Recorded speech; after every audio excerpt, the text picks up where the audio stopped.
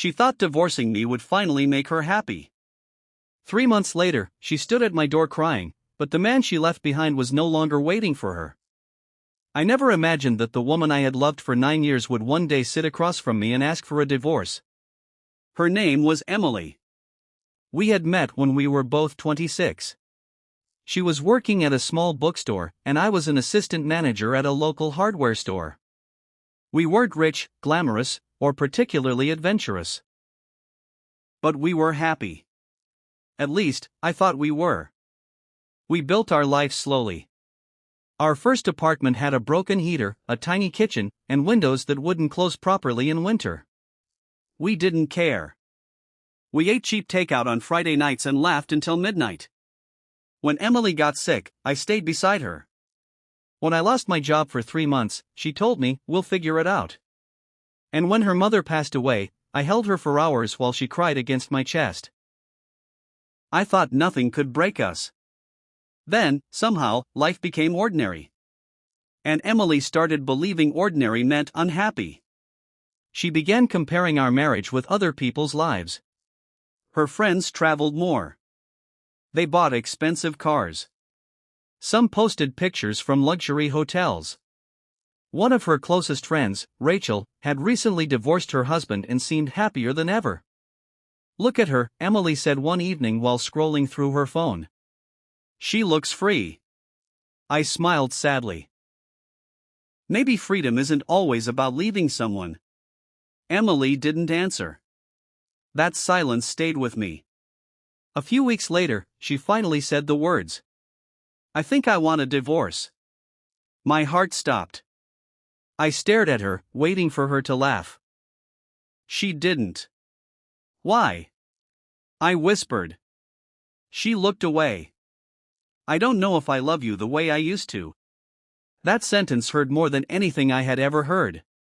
Still, I didn't become angry. I didn't insult her. I didn't beg.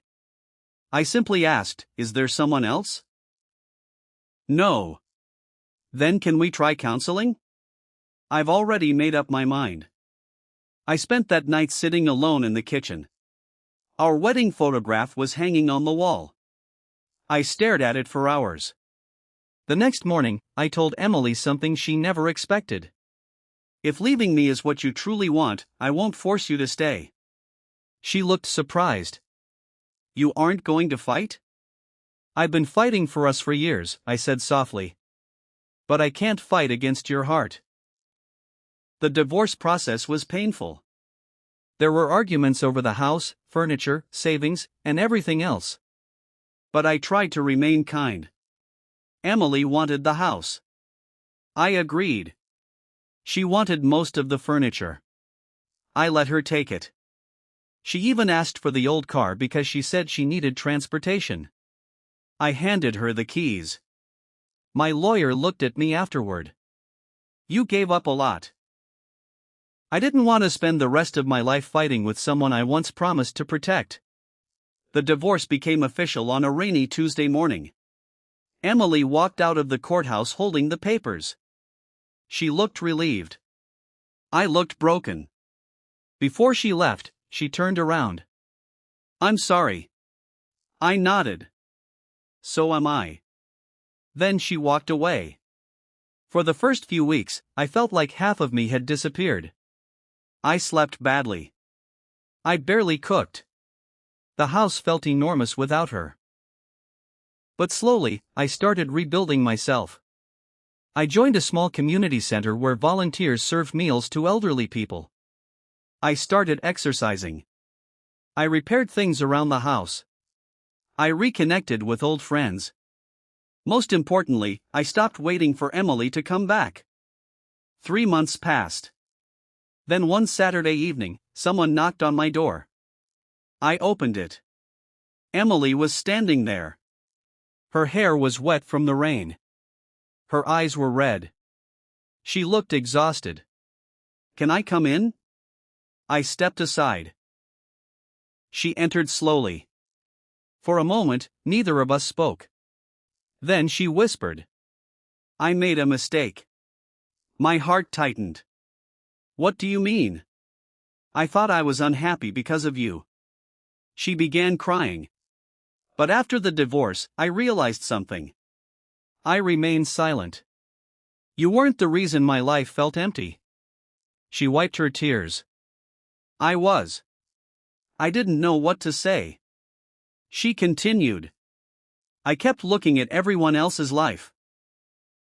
I thought happiness meant expensive vacations, excitement, new people, and freedom. She looked at me. But I forgot how you used to make me coffee when I worked late. Her voice broke. I forgot how you held my hand when my mother died. She cried harder. I forgot that you never made me feel alone. I looked down. Emily. I want another chance. Those words would have meant everything to me 3 months earlier. But something had changed. Not because I stopped caring. I still cared deeply. But I had finally learned that loving someone doesn't mean abandoning yourself. I don't hate you, I said. She looked at me hopefully. Then please take me back. I shook my head. Her face fell. Why? Because I can't go backward. She began crying again. I'll change. I believe you. Then why? I took a deep breath. Because when you left, you taught me something. I learned how to live without you. She looked at me for a long time. I thought you would always wait. I did too. I smiled sadly. But I can't spend my life waiting for someone to decide whether I'm enough. Emily covered her face. I ruined everything. No, I said gently. We both made mistakes. But you were good to me. I tried. She stood quietly near the door. Before leaving, she turned around. Do you still love me? I didn't lie. Yes. Her eyes filled with tears. Then why won't you come back? I answered with the truth. Because sometimes love isn't enough to repair what trust has broken. She nodded slowly. Then she walked outside. I watched her disappear down the street. For the first time, I didn't feel angry. I felt peaceful. A year later, I met someone new. Her name was Sarah. She wasn't impressed by expensive things. She didn't care about appearances. She noticed small things. When I was tired, she noticed. When I was quiet, she asked why. When I succeeded, she celebrated. Most importantly, she never made me feel like I had to become someone else to deserve her love. One evening, while we were walking through a park, Sarah reached for my hand. I don't know what happened before me, she said, but I hope I can make the future better. I smiled. You already are. I eventually learned that heartbreak isn't always the end of a love story. Sometimes it's the beginning of learning how to love yourself. Emily regretted the divorce. I know she did. But regret doesn't always reopen a closed door. Sometimes people realize your value only after losing access to your heart. And sometimes the kindest thing you can do is forgive them. Without giving them another chance to hurt you. Years later, I still remembered Emily. Not with anger. Not with hatred. But with gratitude. Because she taught me one of the hardest lessons of my life. Never beg someone to stay when they have already decided to leave. If they truly belong in your life, they'll choose you without being forced. And if they walk away? Let them. Because sometimes losing the person you thought you couldn't live without is exactly how you finally discover who you really are.